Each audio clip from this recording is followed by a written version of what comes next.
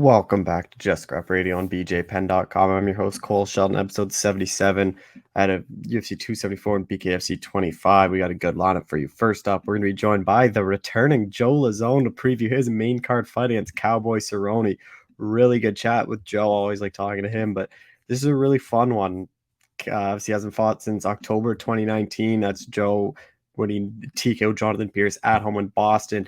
And then after that, it was pretty clear once COVID hit, he had no interest in fighting the Apex. He was only looking to fight in front of a crowd. And once COVID dies, he didn't want to do a full camp. And then the week of the fight, a cornerman test positive or something, and then the fight's off. But really good chat with Joe. And the interesting part was they were booked for last week. And Joe says it was actually him and Cowboy both getting on the phone, calling each other and getting the UFC and saying, we're not fighting at the Apex. You better move us. And that's how it got moved to May 7th. So Joe said it's kind of weird. He talks to Cowboy a lot. Cowboy was trying to get this one a catch weight for a bit, and Joe's like, no, we got to go 55. Really good chat with Joe. Seems to be having a lot of fun in this training camp and ready to fight another legend in Cowboy. We're then going to be joined by Brandon Royval to preview his fight against Matt Schnell. This is a really intriguing one. Royval coming off that split decision win over Bontarine. Could have been a submission. Some people thought he tapped. Snapped his 2-fight losing streak, though, with Matt Schnell. Hasn't fought since UFC 262 in May of last year when Oliveira was on the card, funny enough, and Chandler and Ferguson. Kind of a similar card, but when he lost to Bontarine, since then he's had a bunch of canceled fights with Alex Perez, some due to him, some due to Perez missing weight. So he's now booked against Royval. Royval said he's still a bit worried that maybe the fight doesn't happen. It's not something he thinks about too much, but he thinks he just beats Matt Schnell and then hopefully gets a big name. But he kind of went off the flyweight division. Now he's pretty frustrated if Moreno gets that fourth fight against Figueiredo. We're then going to be joined by BKFC fighter Julian Lane to preview his fight against David Mundell on Friday night. Really good match. Always seeing Julian back there. Julian's actually moving up in weight for this one. He's fighting David, who's the number one contender. Julian thinks this is just kind of a one-off fight. Just have some fun. And if he wins, maybe it's a tell shot up there, but he really wants that rematch with Mike Perry. We also kind of previewed his MMA return against Justin James, which is on June 4th. James on a bit of a losing streak, got cut in the UFC, lost his first fight after the UFC, so Julian thinks this is a good matchup. And he just wants to get another win in the MMA column. He hasn't fought in MMA in a while, ended on a loss, and he says that's not the way he wants to go out. We're then going to be joined by Loopy Godinez to preview her fight against Ariane Carolozzi. Loopy, of course, coming off that really impressive 2021. She gets her debut on short notice against Jessica Penne, lost by split. Some people thought she won. And then she goes out there in October, submits Silvana Juarez in the first round. Then she returns a week later, up a weight class, decides to play too much role, loses to Luana Carolina, and then returns just a month later to beat Luma Lukbumi. Obviously, a bit of a layoff here now in May. We kind of talked about that, but Loopy's ready to go. She thinks this is a good stylistic fight for her to get another finish and start moving up the ranks. And then we close things out talking to Fernie Garcia to preview his UFC debut against Journey Newson. Fernie's guy I've been talking to for years, ever since he was on the Liddell Ortiz card in 2018. He's someone that everyone at Fortis has high hopes for, come ready to fight Journey Newson. He thinks Journey Newson is very overlooked in this spot, although he has his one win in the UFC was overturned. It was a deadly knockout, or a vicious knockout, against Domingo Pilarte. But Fernie really looking forward to this one. He thinks he can avoid that right hand. He's going to be in for a good night. But really good show. Be sure to share the show, subscribe, and tune in next week for another episode of Just Scrap Radio. All right, we're joined by UFC Lightweight Joe Lazone, who's back in action. Joe, how's it going, man? It's good. How's it going? I'm doing well. Obviously, we haven't seen you since 2019 in that big win in Boston. Like, what kind of drew you to come back? Like, I don't think you ever officially retired, but it's always like the right fight has to come up. So what kind of made you decide to come back now? COVID happened, right? Yeah. So like my last fight was great. It could have been my last fight, would have been fine. But then I said I had to have the right opponent, the right date, the right location, right? But during COVID, I wanted no part of that. There's too many fights getting canceled, too much risk, whether it was I catch COVID, my coaches catch COVID, training partners catch COVID, opponent catches COVID, his coaches or his training partners. There's just way too much COVID going on. So I think things are a lot better now. I think we're in a much better place. So enough time went by where I thought we were in a better spot. I told the UFC, hey, look, I feel comfortable with trying to fight now. And it took a little bit longer. I would have liked to fight probably last fall, last summer. Didn't quite work out, and then they eventually came back with Cowboy, and it satisfied all three things. I like the date, I like the location, I like the opponent, so we're doing it. Are you surprised it took this long for you and Cowboy to fight? Like, you two were been around the division for so long and kind of fought everyone except for each other. Yeah, I mean, a little bit. Cowboy was never a guy. I don't know why it was never a guy. I'm like, oh, I can't wait to fight Cowboy at some point. But yeah, sometimes it doesn't line up. You need both guys to line up. There's so many variables and things kind of going on. But it's happening eventually. That's all that matters, right? So, I'm excited for May 7th. How excited are you that you do get to fight him? Just because you guys are both legends in the sport, like both big names, like it's a fight I think a lot of fans are looking forward to. It's awesome. I think that there's a lot of eyes on Cowboy too, right? Like I would say after Conor McGregor, he's probably one of the more famous fighters in the entire UFC. Like I think more people know Cowboy between he's got an awesome Instagram. Like he's always up to whatever, he's got the ranch going on. He's got all these different sponsors going on. He's doing all these different crazy things, acting, things like that. Like he's very recognizable. He's just down to earth. I think people like him. So it's exciting to be fighting someone that's very high profile like that. And before we get into your fight, I just want to quickly touch on like what has the past 2 years been like? I know it's been a lot of coaching, running the gym. Like, is that kind of where most of the time has been spent? Yeah. So it all went smooth, but we basically so COVID kicked off in March 2019, and then 2020. It was March 2020, and then we were basically told in August that we had to move our gym, right? Like we were kind of like our lease had just expired and we're on like a month to month, and the owner's like, hey, I need the space back. And we're like, oh, what do we do? Like, this is like the worst time to try to move a gym. Like, it's like, are we going to get shut down again? Are we going to even be able to run the gym? Is like, what's going to happen? So we moved my gym from Easton, Massachusetts to Rainham, Massachusetts. So we moved to that we found an awesome location, a much better location, bigger space. So we had like a really nice spot where we were, but we moved our gym to like a bigger, better place, which is a little bit crazy during a pandemic. But it's the way it went. So like I was running around like a chick with my head cut off for a little bit as far as like trying to, get everything over there, like getting all the mats and getting the cage up and doing this and getting everything set up. And like, I was pretty hands-on with everything we did. So I spent like probably the good part of a year kind of, focused on the gym and just kind of doing all that kind of stuff. But the gym's doing great now. We're crushing it. And when you guys were first booked, like you were booked April 30th at the Apex, which made no sense. Like, yep. How excited are you that they ended up kind of being smart and moved you guys to a pay-per-view in front of fans? Yeah, I mean, it's a much better, being in front of a crowd, way better, especially for a fight like this where, Cowboy and I are both huge fan favorites. So I'm happy about that. I had a ton of people that wanted to go, and obviously if it was the Apex, they couldn't go. So they're all excited that they can actually, buy tickets and fly out and make a trip out of it. And, like I was surprised when they first said it was going to be the Apex, and like, I didn't really want to like rock the boat too much. And then Cowboy just called me. He's like, dude, this is bullshit. He's like, I'm not telling you to stop training, but I'm telling you right now, we are not fighting at the Apex. I guess he had fought at the Apex once before and he did not like it. And he's like, it's bullshit. There's no crowd there. It sucks. I want to fight in front of a crowd. He's like, I'm not telling you to stop training. Keep on training. He's like, but we're getting this fight moved. And then I got to call a couple, so I talked to Sean Shelby about it. Told him, I agree with Cowboy. Like I would love to fight in front of a crowd. I'm fine with if we push it back a little bit, and we'll push it back 1 week and we'll do it in front of a crowd. And I was all about it. Didn't know where it was going to be when they first, said that, but I'm like, as long as it's in front of a crowd and it's somewhere in the United States, I was down.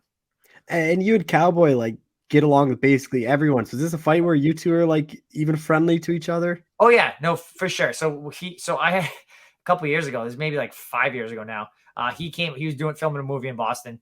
And he came and his guys came and trained at my gym. They all came and trained at my gym. And I did not actually train with him because I had surgery. Like I didn't know they were coming out, and I had surgery on my knee.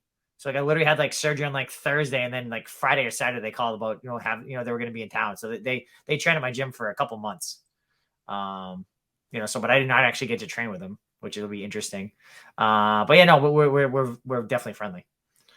And with this one, like, what have you kind of made of Cerrone's run? Like everyone talks about he's on that 6-fight like losing streak, but you look for the guys are Ferguson, Gaethje, and McGregor and Pettis, like even Alex Morano at welterweight's like very underrated. Like he's only fighting the top guys. I love how people like to point out like when guys like try to do something really, really good and then they come up a little bit short, right? Like he's fighting at, different weight class, killer.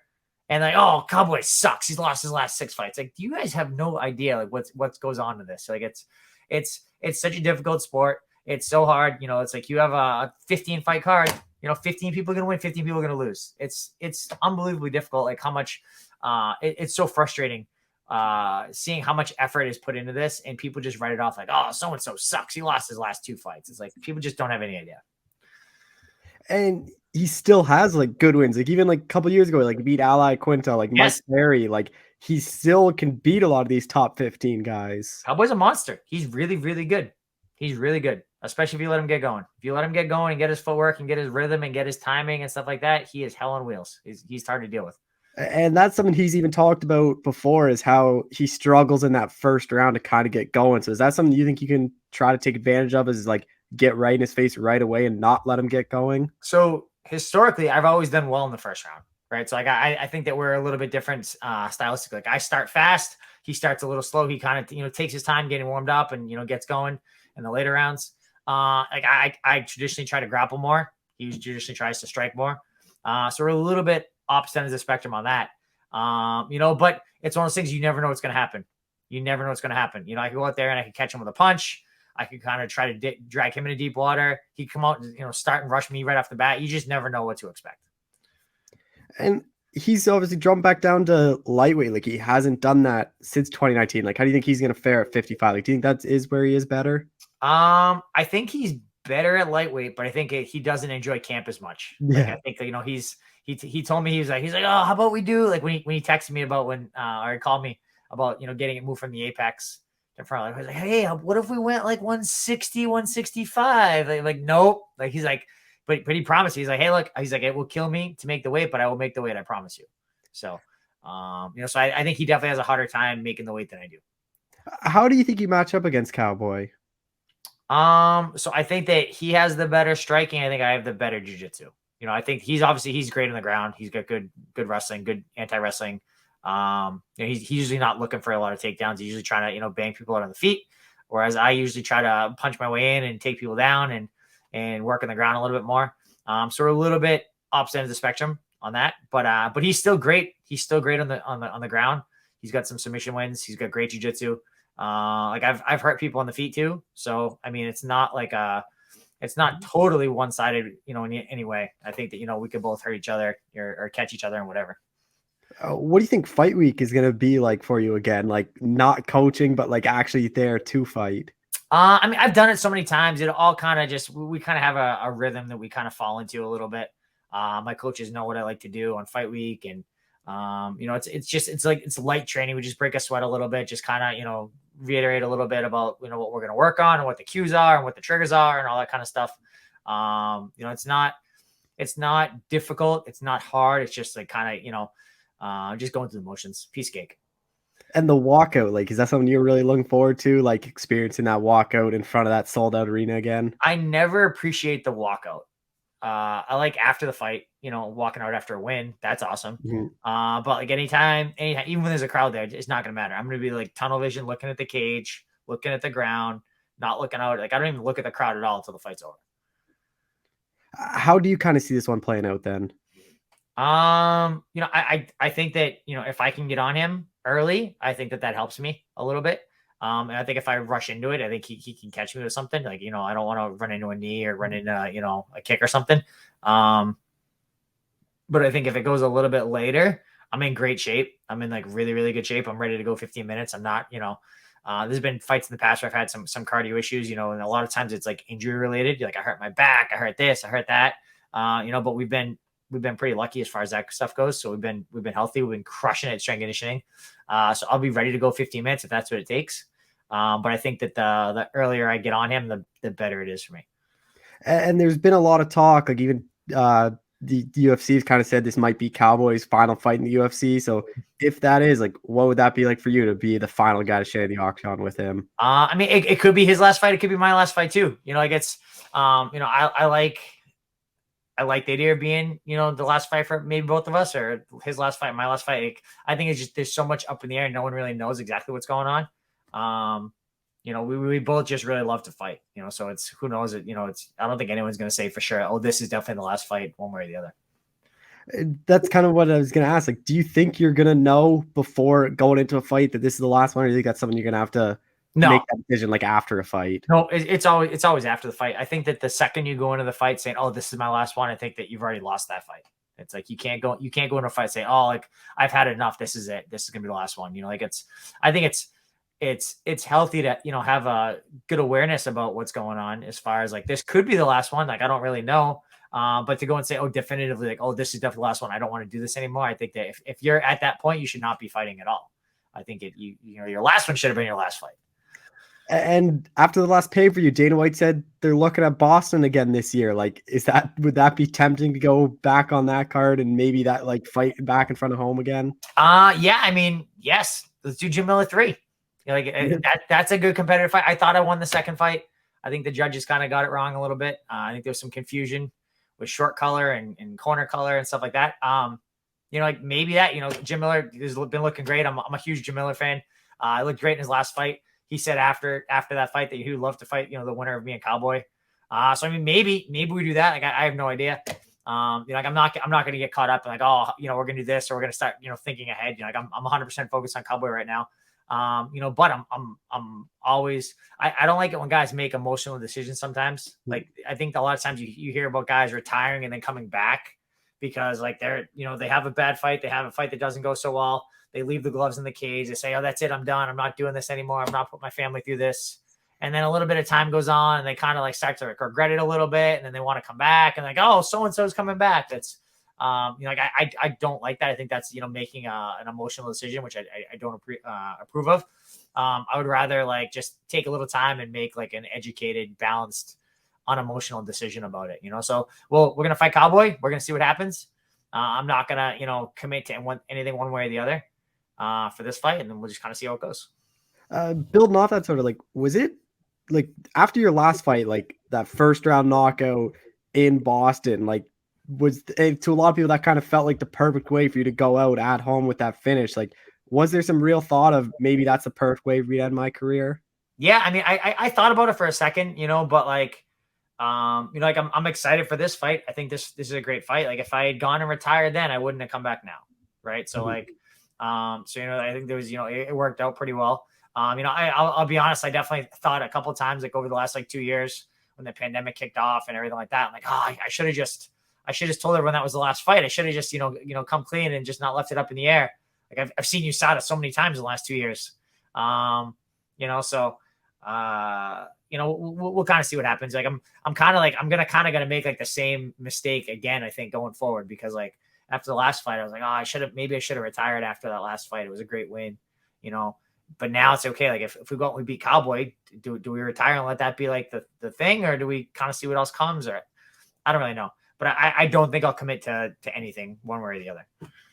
Just last thing, I want to touch on you, Jim, and your coaching. Like, what's that been like for you to kind of coach up these next up and comers? Like, you already have fighters in the UFC, you have a lot of fighters up and coming. Like, what's that kind of been like for you?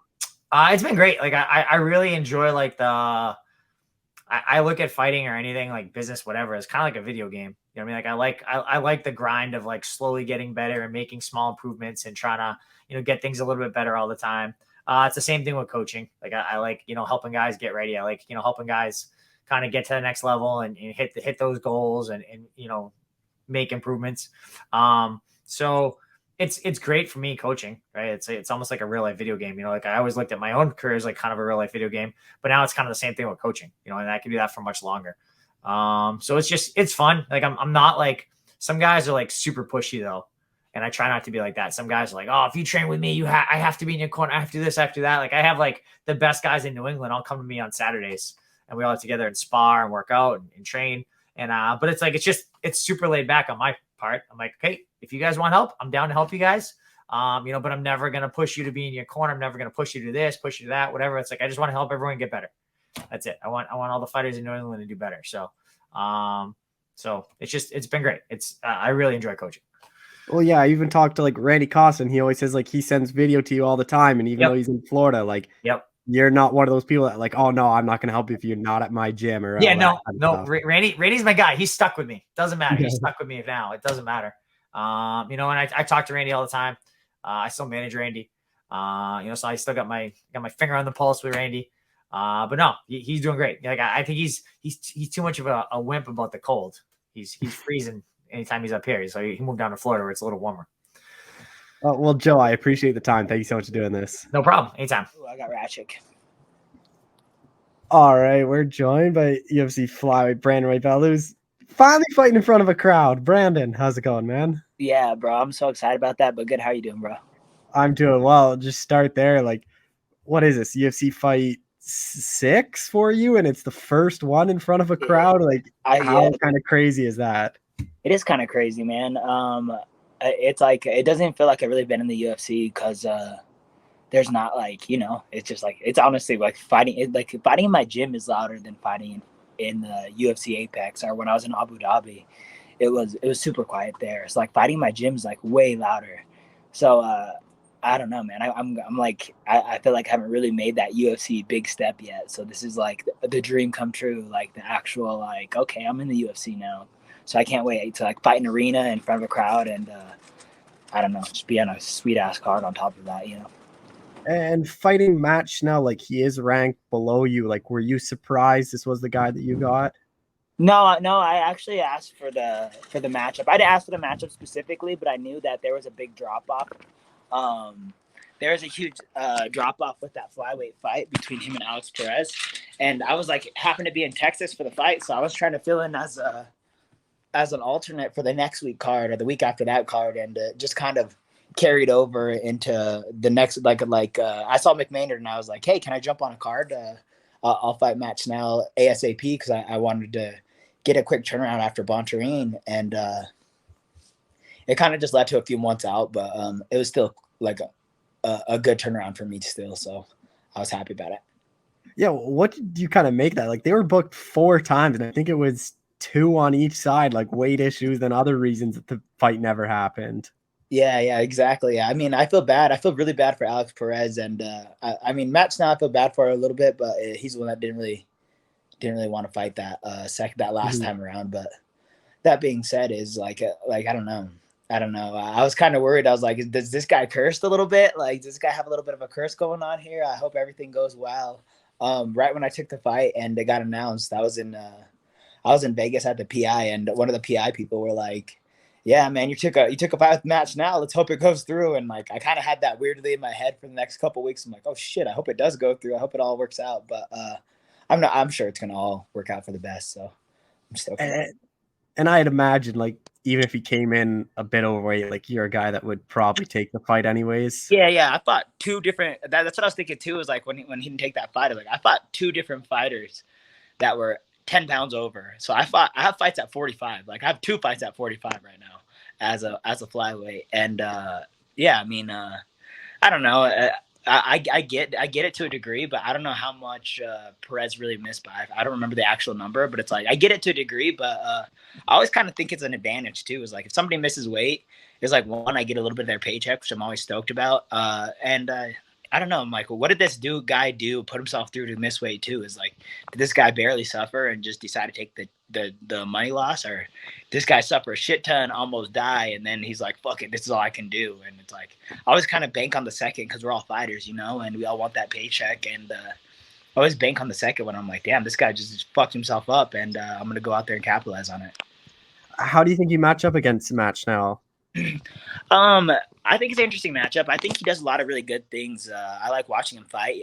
He's definitely like a fan favorite, and I was really excited about the matchup mainly because that reason is just like, okay, I'm fighting in front of a crowd and I have a crowd pleasing fight, but I think he's really technical. I think he does some good technical stuff on the feet, and he's fancy on his back, but I just think I'm better than him everywhere. I think what's going to make the big difference in this fight is just I'm tougher, I'm more of a fighter. I think I'm willing to put myself in the fire, and I think I'll last a little bit longer if we go there. Yeah, so that's mainly where I see my advantages. I think I out jiu-jitsu him. I think I outstrike him, and I think I'm just all around tougher than him. I'm willing to walk him down and put myself in the fire and exchange some, and I think I'll last longer. And the one thing that's kind of interesting is both your guys' last fights are against the same guy, Bontarine. Like, UFC got the win. He lost. Like, how much have you looked at that fight to kind of see what he did well against Bontarine and what kind of Bontarine had success against? Yeah, I watched that fight a ton of times because when I was fighting Bontarine too. So it's one of those fights that I'm familiar with, and I don't know. It's a whole different style, man. What Bontarine's trying to do and what he's trying to do to me and what I'm going to try to do to Matt Snell are 100% two different things, man. I'm going to try to walk right through. I'm going to try to put him in danger. I want to do that right away and see where we go from there, man. Hopefully I can walk away with 5 paychecks, you know, and our 4 paychecks and a fan bonus. So that's what I'm aiming for. And with Schnell, like, hasn't fought in basically a year. Like, the last time, the UFC 262 in May of last year, and then since then it's been 2 weight cuts, 2 fights that didn't go through. Like, how do you think that kind of layoff and then doing those 2 weight cuts and not come out of it are going to affect them? I don't really think it is going to affect him, man. Matt Schnell's a vet. He's been around for a long time, and I don't know. I'm sure that he's been training for all those fights. He takes all those fights seriously, so I'm sure that we're not going to miss anything from him. And then also he just I think he'll have a little bit more of the experience advantage, not only because like his UFC fights, but just like he's fought in front of a crowd against Bontarine. When he was fighting Bontarine, that was in front of a crowd, and it's just like I haven't fought in front of a crowd in 3 years almost. So it's like he has a little bit of that. Like maybe I'll have that UFC jitters or something. I don't even know if that's a real thing, but we'll find out. You know. Do you think that first minute, like, it could be a bit wild just because you'll hear the crowd kind of roaring right when you get in there? Yeah, well, I want to make it wild, man. I want to make it chaotic. I think I thrive in chaos. I love the chaos, and I think, like I said, I want to take Matt Snell into the fire and see who walks out unscorched. You know what I'm saying? And that's how I feel about this fight. Is just I'm willing to go push the pace hard this first round, second round, and third round if it goes there. But I'm gonna try to give him a bunch of ways out that whole entire time. Is I'm just gonna be in his face. I'm gonna be nasty. I'm gonna be mean and. You know, I'll try to bring a little bit of technique to it too. Hopefully that all works out. But more than anything, I'm just gonna enjoy that I'm fighting in front of a crowd, and you know, I'm living out my dream. So I'm just gonna go out there and try to just make it a war and see who survives it. How do you kind of see it playing out? Like, do you think you're gonna get the finish? Because I know that's something you're always after. And then even your last fight, you were pretty disappointed. Yeah, I think our styles are nothing but finishing styles. And if he goes for the kill, that's gonna leave him open. And if I go for the kill, I'll leave myself open. And I think I'm going to get the finish, man. I think I want to, I think just the pace that me and him both go and just our styles alone is just going to lead to finishes anyways. Do you think it's more likely you knock him out or submit him? Because I actually think it could be somewhere like the Kai fight where you hurt him and then you kind of hop on a choke.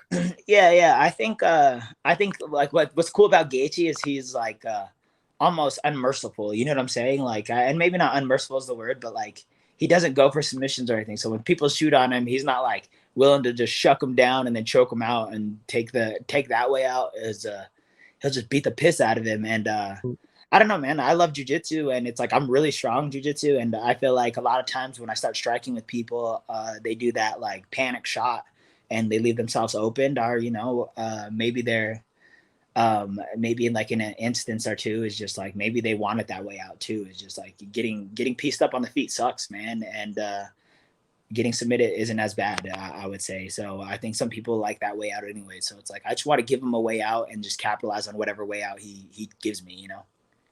Where do you think a win puts you? Like, Schnell's still ranked in the top 10. Like, the flyweight division is still kind of a mess at the top. But where do you think it kind of puts you? Yeah, man. I wish we had news on what's going on with the flyweight, you know, because that would give me a lot of direction on which way I can hit a call out or whatever it is, you know. But whatever's next for me after this W, I have to fight someone in the top 5. Like I have to earn my top 5 position back because I was number 4 and then Kai France won. And then all of a sudden I'm number 6. And it's like, I get it. Kai France is doing awesome and all that stuff. But it's like, I fought 2 people below me and it's like, I've earned my way to fight someone ahead of me this time. So it's like, I think top 5 would be amazing. And I want a title contention fight. I want to fight for that belt by the end of 2022. So anything to make that possible. I'm trying to cruise through as many people and make all this happen, you know? How would you kind of book that top of the flyweight division? Like, it seems like Moreno, Figueiredo 4, but and then at the same time, like Figueiredo doesn't seem a whole lot of interest in it. Then there's Yeah, Kai. honestly, fuck Like, that how fight. do you That kind of fight's book so it? lame to me. Like, what are we gonna do? Hold up to the division for 2 years? Like, Yeah. I think Kai Car France gets the next title shot, and then I fight Moreno next, and that's how I see it going down. I don't know how realistic that is, but like that's how I want the math to add up. Is Kai Car France gets the next title fight. Whatever happens with him, then I get that title eliminator, and then if he wins, that'd be dope because that automatically gives me like a perfect opportunity to be fighting for that belt. But if he loses, I want to go take out Moreno and then fight for that belt because I don't know, that the division's getting held up. That last fight, to me, it seemed like neither one of them really cared that much about that fourth and fifth round. They were both just kind of chilling, and then the last minute going off, and it's like, I think everybody's over the fight, nobody wants to see that fight for the fourth time. So just let's get the division moving and let's get some fresh faces in there. And like I said, the division's been held up 2 years, and it's like I don't think either one of those. I think I'll beat the shit out of both those guys. So it's like I don't even want that. Like we're having these two dudes fight for 2 years for the belt, and it's like neither one of these guys are the best fighters in the flyweight division. So it's like I don't even want to see it.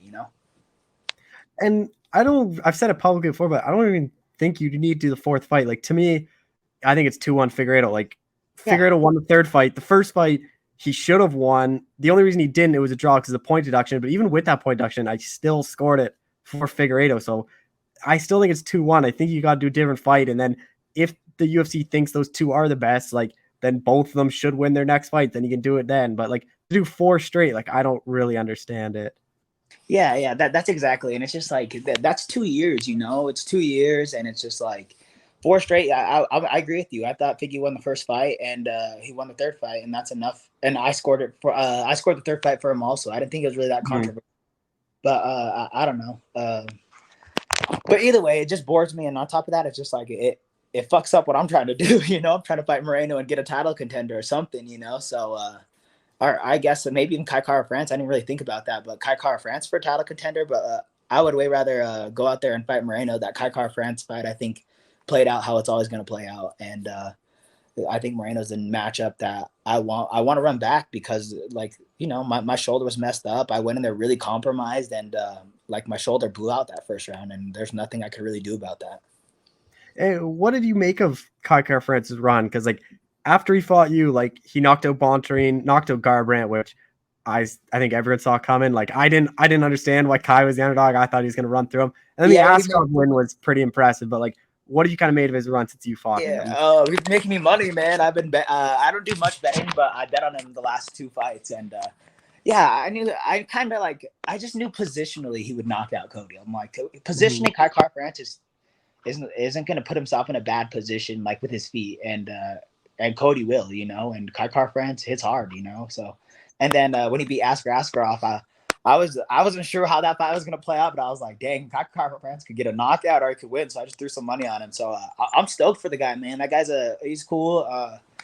And honestly, for the last couple of years when I was injured, him doing well was like boosting up my rankings. So I was like going up the rankings because he was kicking ass, man. So I don't know, man. I hope he gets a title shot. I think he deserves it. I think a win over Askarov is enough to deserve a title shot for him. And I heard your interview with James. Why don't you like Askarov?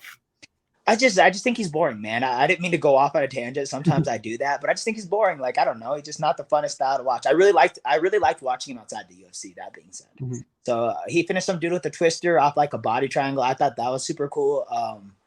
But as far as he's been in the UFC, I haven't been that like excited to watch him fight. I've been watching his fights. I've studied him and all that stuff, and it's just like, I don't know, man. Like, it's just not one of those like fighters that I'm like, God damn, that's a killer. I'm just like, oh, it would suck to get stalled out by him. It sucked to get held down by him. But that being said, is like, it's not like a Pantoja or like a Figgy who's out there trying to knock your block off and choke you.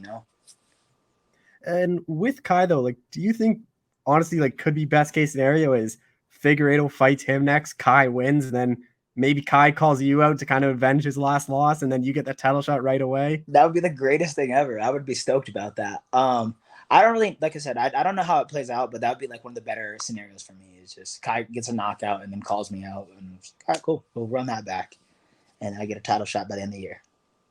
Just a couple more things. Like, what do you think that walkout's going to be like? First time in front of that massive sold out crowd. I know, man. I've been ever since I had that nickname Raw Dog and I realized it really wasn't going to go away.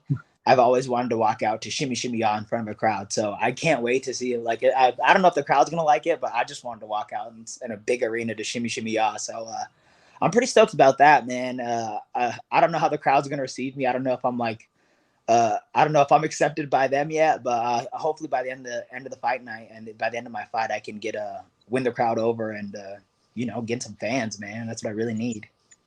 Oh, I can tell you, like, even whatever we do in interviews, I write it up. Like, a lot of people like you, and they all think you're one of the most exciting flyweights. So I think the crowd's going to be on your side. Yeah, well, I'm going to try. If they're not, bro, I'm going to try to win them over, man. I'm going to try to go out there and just be an entertainer, man. That's what I want to do. I came there to entertain. I came out there to make a statement and just, walk Matt Schnell down and make a statement and, change my life for the best. After this one, though, like, is it going to be hard to ever go back to the Apex they offer you? Like, I feel like once you get out of the Apex, like, it's pretty hard to go back there. Yeah, that's another thing too, is like, I'm going out there to never fight at the Apex again. Like, that's my game plan is I want Mick Maynard, I want Sean Shelby and Dana White to be like, that kid needs to fight in front of a fucking crowd every time he fights. And that's literally my only objective is to just stay fighting in front of crowds, stay on these pay-per-view cards, stay in that entertainer spot and that top flyweight spot and just get on the radar, man. I had a big year once I first started in the UFC and I had a little bit of a fall off after that surgery and stuff. So it's like, I want everybody to know that I'm back and I'm here to take over that whole entire goddamn division. Just last thing, like you kind of mentioned earlier, but what's kind of perfect year? Get this one, probably one near the late summer and that title shot at the end of the year. Like, is that kind of what you're seeing for this year?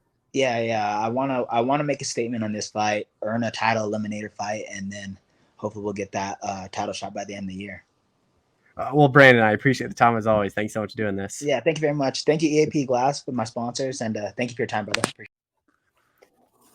All right, we're joined by Julian Lane, who's got another BKFC fight coming up. Julian, how's it going, man? Hey, it's going great, man. How are you? I'm doing well. Obviously, you're turning May 6th against David Redneck. Like, how excited are you to be back in there already?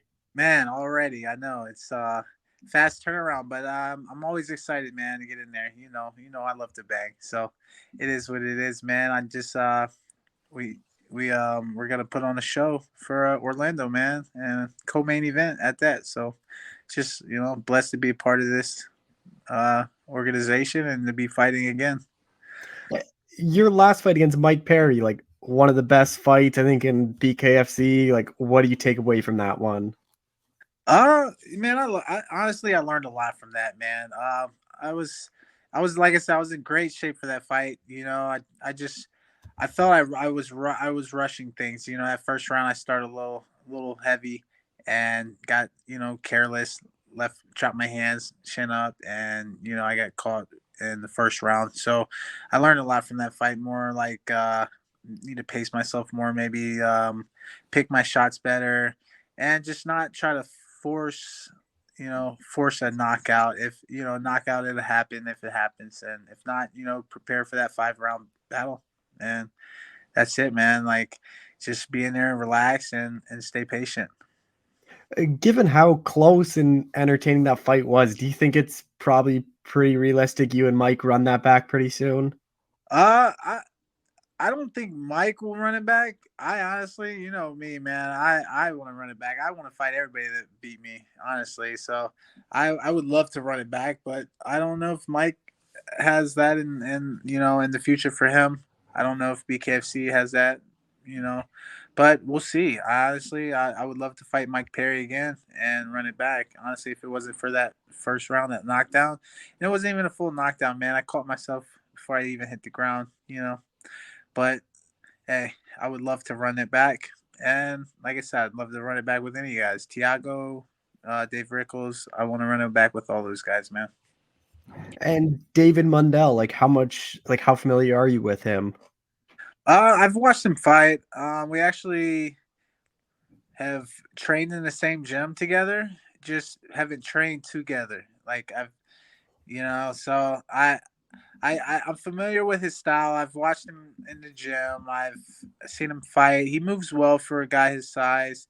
I just think I have the advantage with the speed, and if I have power, and I don't really see him. I don't think he has too much power really because he doesn't have any knockouts. He's fought a bunch of guys who aren't really any no name guys. He fought Hector Lombard, which was his biggest test, but he didn't come out with the W on that one. But he's a solid game opponent for me, and I think my style matches up good, to get the win. So How do you kind of see yourself winning? Because whenever you're in there, like no matter what, it's always entertaining. But how do you kind of see it playing out? honestly, man, I don't know how this is gonna go. I think it's gonna. I feel like I could finish him in maybe the fourth round, fifth round. I'm just prepared for 5 rounds of battle. Yeah, if whether it's a war or it's quick and easy. I mean, I know I'm faster than him. I know my boxing is better than his boxing, and he likes to lead with his head a lot. So I feel like that's where I'm going to capitalize on my opportunities. He's going to drop his head, lead with his head, and I'm going to, land stiff, hard punches, and we'll see how he does when he's put to that test, where he has to dig deep and really turn it on. And I haven't seen that part of him yet, so I'm anxious to see how that works out, man. But honestly, I don't have anything to lose. I'm going up a weight class. He's number one contender, and he really has nothing to gain from fighting me except maybe get some clout. But other than that, I got nothing to lose, man. So it's really a dangerous fight for him, being that he's in for a title contention, and letting a guy like me come in and beat him, which I've been known to get that short notice upset plenty of times. So we'll see though, man. And with this one, like moving up in weight, is this just a one-off, or is this something you think you're gonna actually start fighting at this weight class? Actually, I mean, probably not. I walk around about 185. I'm fighting him at 180. I'm sure he walks around a lot heavier than I do, being that he's a bigger guy. We are the same height though, so that's a good thing. I mean, it's not like he's much taller and bigger. He's just heavier. You know, um, but I fought Thiago Alves at 180, and I actually did really well. I don't mind, fighting at that weight class.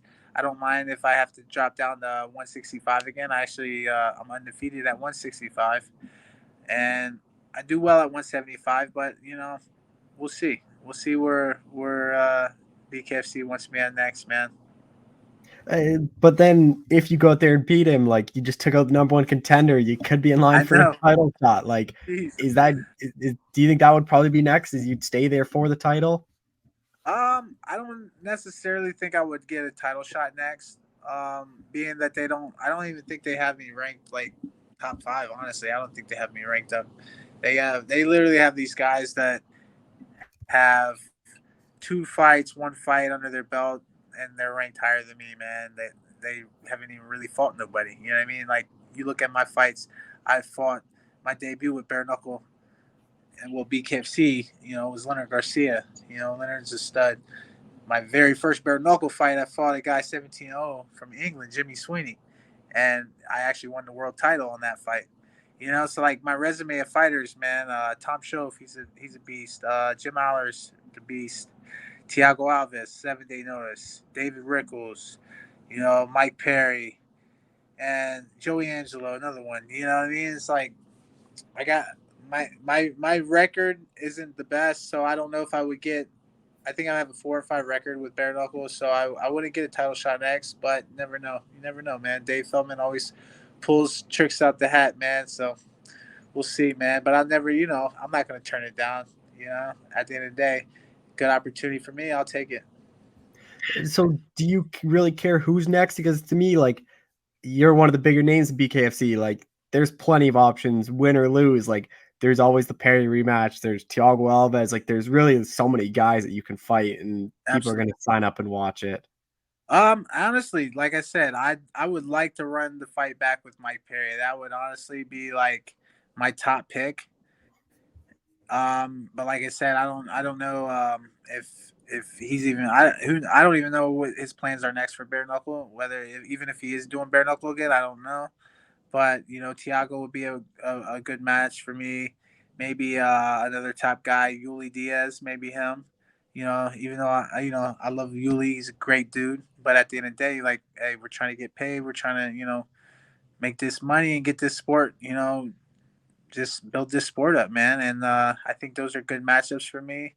I would say if I went down to 165, I would maybe fight one of those guys. But even if I have to stay at 180, light heavyweight, or even go back down to middleweight, I know Jake Bostwick called me out. That's not really a rematch I want, man, because that wasn't even a close fight. Honestly, I want to rematch the guys that beat me. I don't want to rematch guys that I freaking just destroyed like Jake Bostwick. So he can seal that one. Yeah, man.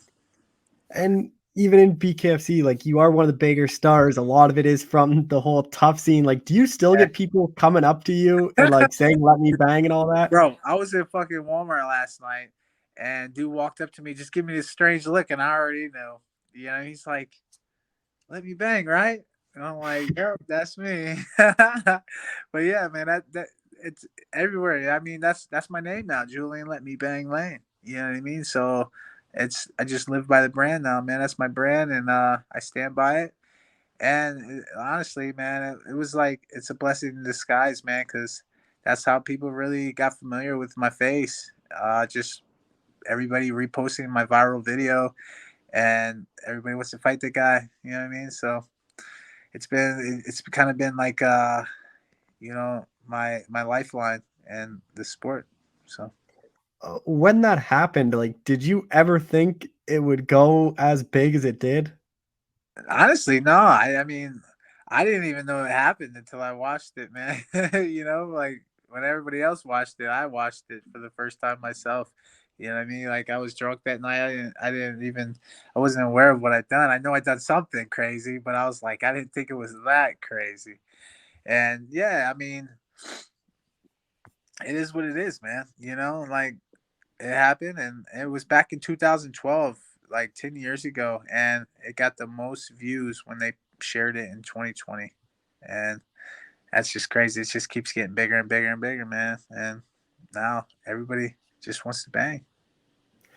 Just the last thing I want to touch on is you're scheduled to fight in MMA against Justin James. Is that still on the book, or is that off now because you have this fight? Yeah, that's actually that's still on the book. I haven't fought MMA. I would say maybe 4 years. I think was my last fight I fought, and yeah, I just want to knock that loss, that losing streak off of my MMA side. I'm 13-8, I believe MMA 13-8 or 13-9, and I think I got the call to fight Justin James and Michigan, and hey, to me that's a solid matchup for me. It's definitely a good matchup for me. It's going to be a catch weight at 160, and I got to cut some weight for that, of course. But MMA, that's the name of the game. You got to cut weight. So I think that's definitely still on. And my plan is just to go through this fight, come out without a scratch, man, like it did with Bostwick. You know what I mean?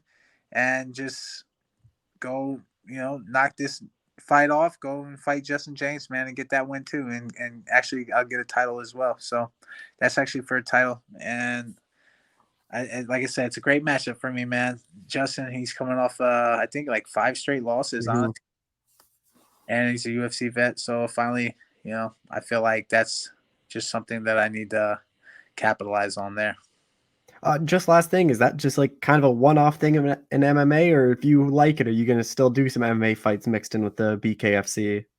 Well, yeah, I definitely, I'm still with BKFC, you know what I mean? Like that's my home, but I just, like I said, I want to get back into the MMA scene, man. Like that's a journey of my life, man. Like that was like unfinished business that I have, like I never finished that chapter of my life. And I feel like there's some things I need to get back and take care of when it comes to that part of my life. You know what I mean? I got some unfinished business there.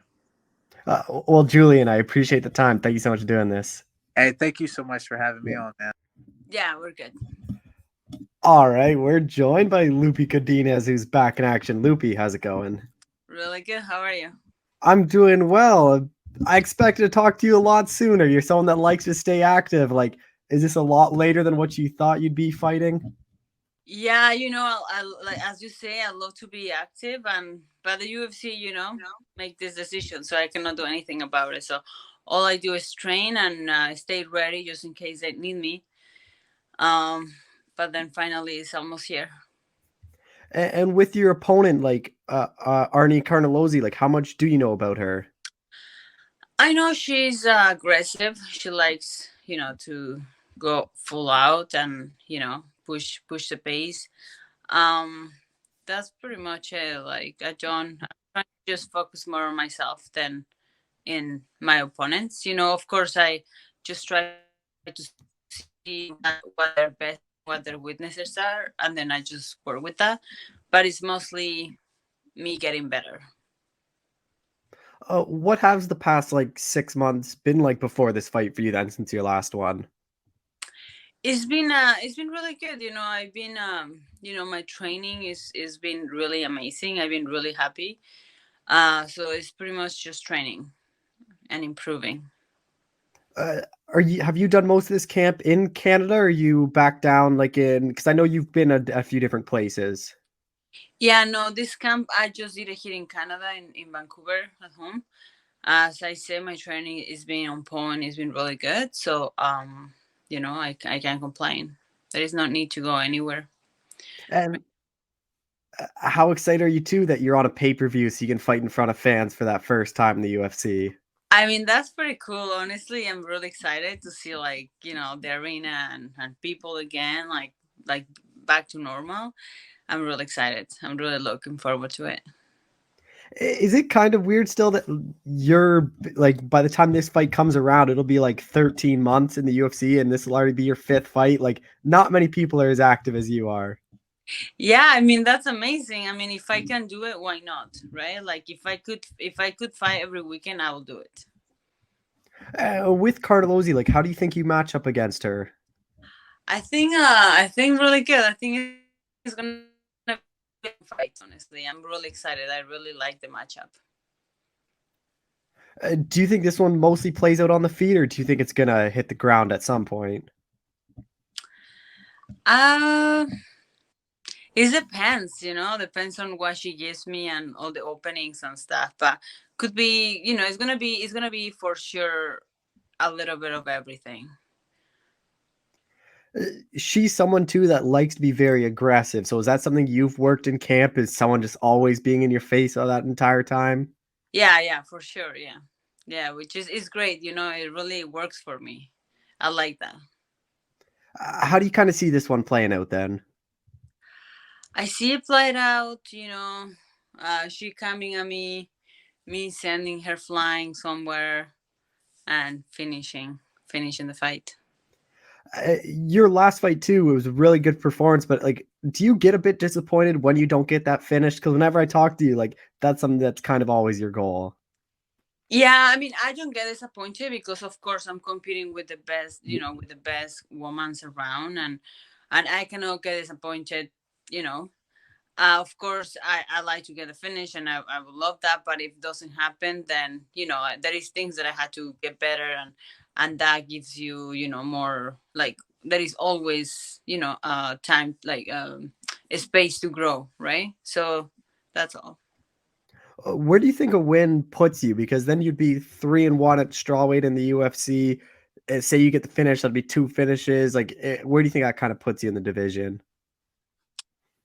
I hope I mean, I'm not thinking that far, but hopefully, next opponent will be at least top 15, something like that, maybe top 10. I don't know.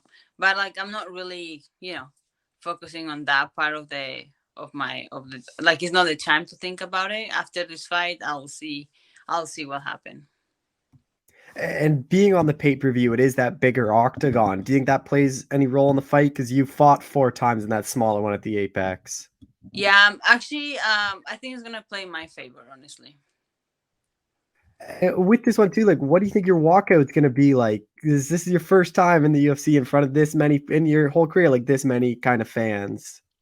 Oh, it's gonna be amazing, like I mean, I fought in front of so many people before. My first pro fight was in Denver at the Pepsi Center, so it was like full of people. So I don't get scared of that. I just get really excited. It's gonna be good. It's gonna be good. I'm really excited. How excited are you for like fight week 2, where it's not just at the Apex, like you get to go to a different city, kind of like wander around and see kind of all like the big names, especially at the hotel as well. That's cool. I don't get distracted with those things. If I have to fight at the in Vegas or that doesn't really concern me. Whoever is there, I'm not really. I don't lose. It's weird. It's just in my own head. I don't really get like, oh my gosh, this. Oh my gosh, this. I don't get surprised like that. No.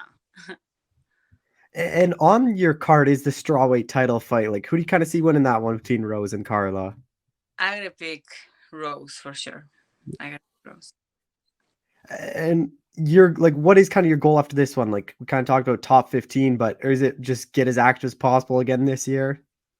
I mean, that's my job. As I say, the UFC wants me back right away, then I'll be back right away. But of course, that's the management job and the matchmaker job. So I just wait, I guess.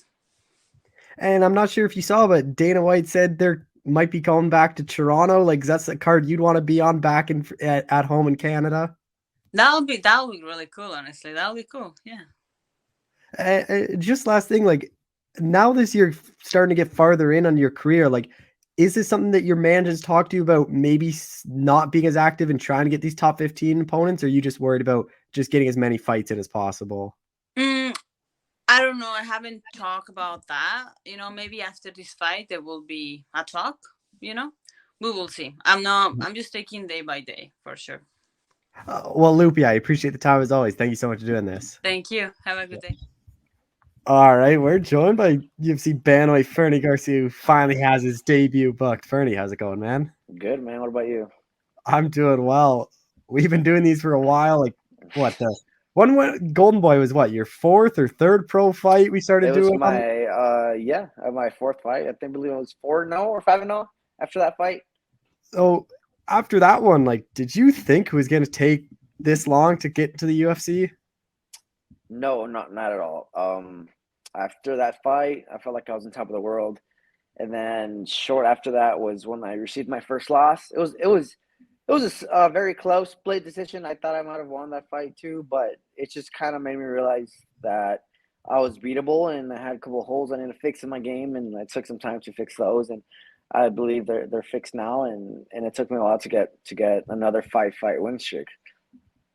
And you got your contract in October. Like, were you hoping to return, like make the debut a lot sooner than this?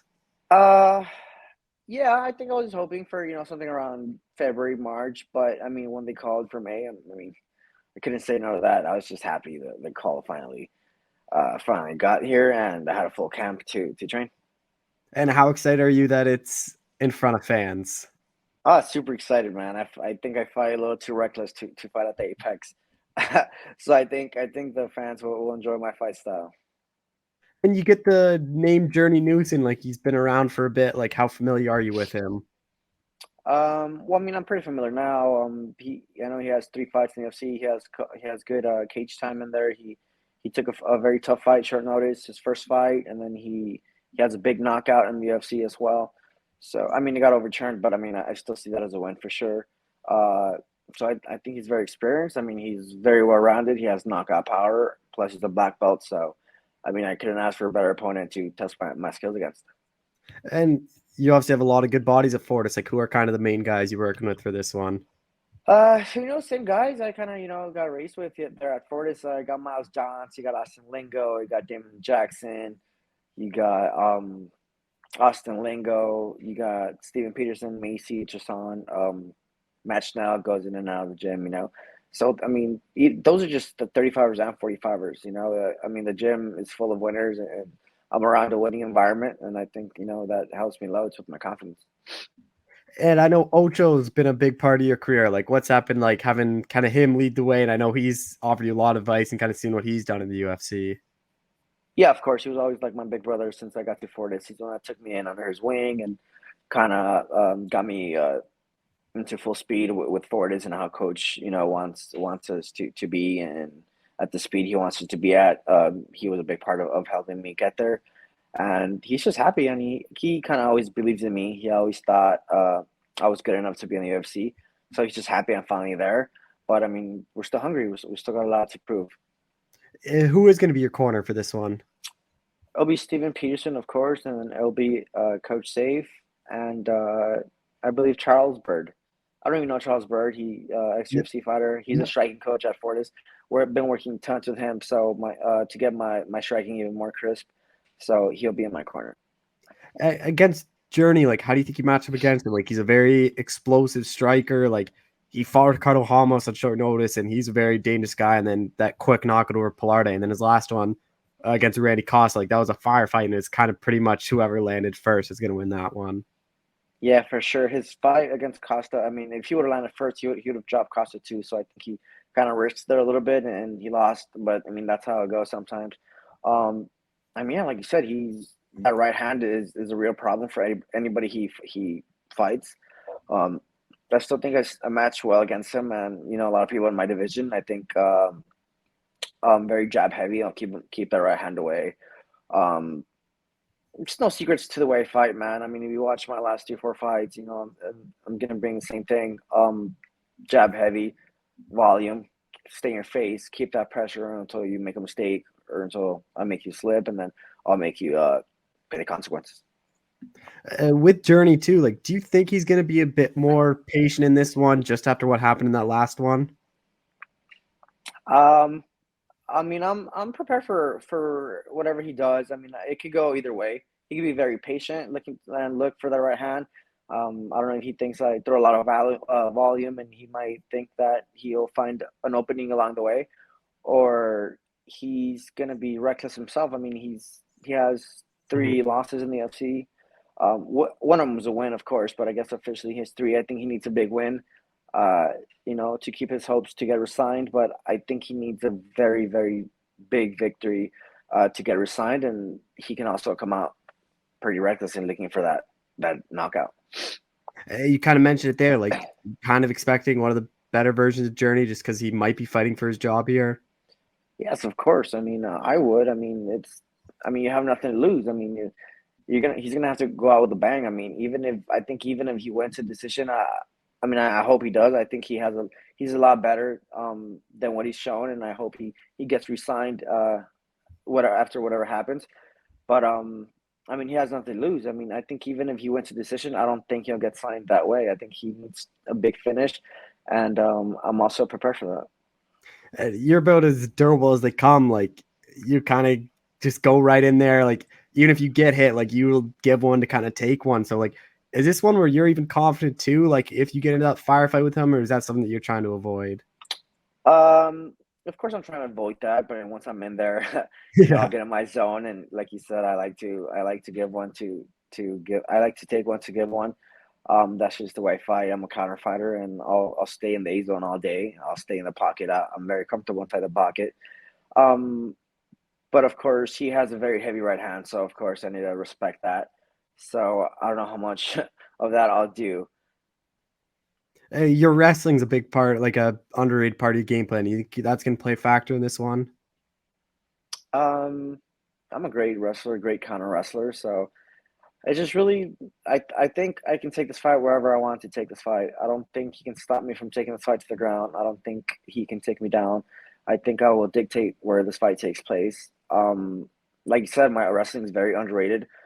My first 5 fights actually, they're all wrestling fights. Like people were even like bullying me in the stands because I was just very wrestling heavy, and people were calling me, one dimensional because I was only a wrestler. And now my last 4 fights have been nothing but striking, and people are still just calling me one dimensional still. Mm-hmm. So I was like, I'm well rounded. I'm very well rounded. I work with Damon Jackson on the daily, and my wrestling keeps getting better. So I believe wherever I want to take this fight, that's where the fight will be. How do you kind of see yourself winning? Just because you got on the Contender Series with a big knock, like you kind of hoping a similar way and start UFC run similar? Yeah, I mean, I'm very happy about I got that knockout in the Contender. It wasn't luck. I mean, if you watch my last 4 fights, I threw that punch 3, 4, 5 times, and it landed a lot. It was just the matter of landing it in the right spot. But like you said, if you go back and watch my fights, I the same thing every fight. I wear you out with pressure, and one of those big punches was eventually going to land and landed in the Contender Series. So I'm not gonna change. I'm not gonna change it up. I'm gonna stay in his face and throw all my combinations, and I'm sure one of them will land. I'm not gonna get too cocky. I mean, of course, I've been fighting in LFA, and it's great guys there too. But I mean, this is a big show. This is the best fighters in the world. So of course, I'm gonna take that into consideration and be a lot more careful. Is it more just like you can't really force anything? Like it's just more about getting your hand raised, and if the finish is there, it's there. But it's not something that you're gonna be like trying to force. Yeah, I don't really force it. I've never really forced it. I mean, I average about, I don't know, it must be 60 significant strikes a fight. Like I put up a lot of volume, and I feel very confident that one of them is gonna eventually land and hurt him, and then I'll finish it there. But yeah, I've never forced anything in any of my fights, and that won't change on May 7th. You get your hand raised. Like, where do you think that puts you in the division? Would start you at 1-0, and Journey's a guy that's like a veteran of the sport and kind of respected. I guess it just depends on how I win. To me personally, I think I match up well against a lot of good guys in the division. I have the wrestling and stuff. A lot of these wrestlers takedowns. I have the hands to box with against anybody. If anybody wants to stand in the pocket in the middle and box it out, I have the chin. I have the hands. I have the speed.